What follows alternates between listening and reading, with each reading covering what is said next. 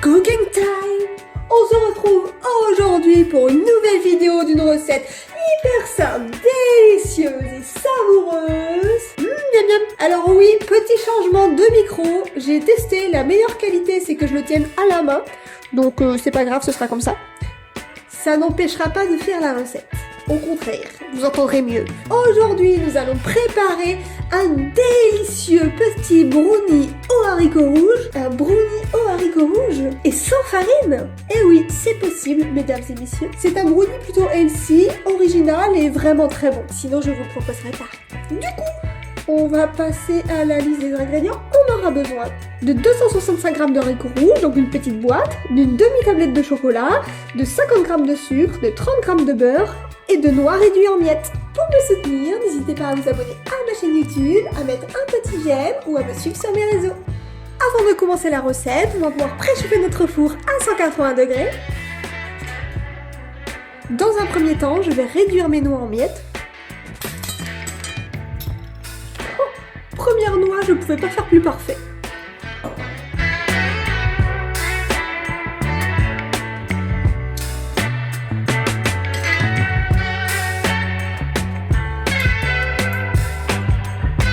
Ensuite, on va pouvoir faire fondre le chocolat dans un saladier.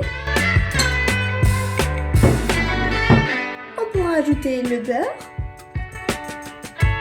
le sucre, les haricots rouges. À partir de ce moment, on va venir mixer avec le chocolat. Attention à bien venir mixer pour qu'il ne reste pas de petits morceaux de haricots rouges. On n'aura plus qu'à ajouter nos noix. On n'aura plus qu'à placer cette préparation dans un petit moule. Pour ma part, j'utilise un moule de 18 cm de diamètre.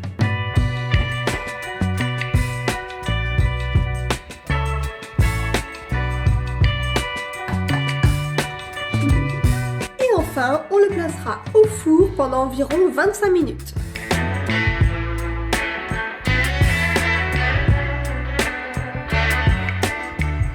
Et voilà, notre brownie a fini de cuire. Voilà à quoi il ressemble. Alors par contre, vous allez voir qu'il est très mou au départ. Il va se figer en refroidissant. Alors il va être important de le laisser refroidir avant de le démouler.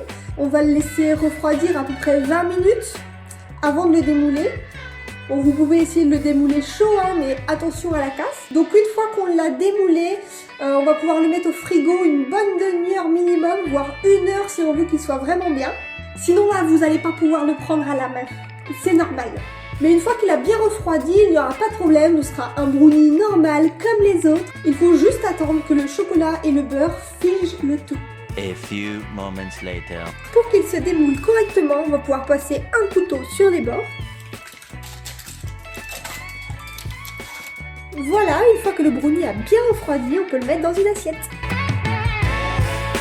Et c'est à ce moment-là qu'on pourra le mettre au frigo pour qu'il ait le temps de figer. Cette recette est déjà terminée. Comme d'habitude, elle est très simple et rapide. Alors ce qu'il faut vraiment respecter avec ce brownie, c'est le temps de refroidissement. Sinon vous allez voir, si vous le démoulez trop tôt ou êtes impatient de le déguster, il sera très friable. Donc c'est pas grave, hein, c'est mangeable, c'est juste que vous ne pourrez pas le prendre avec les mains. En général, moi quand je le fais, j'ai pas la patience et je le mange tiède à la petite cuillère. Je vous donne les meilleures pratiques. Après, vous faites ce que vous voulez. Eh bien, il ne me reste plus qu'une chose, c'est la dégustation. Bon appétit.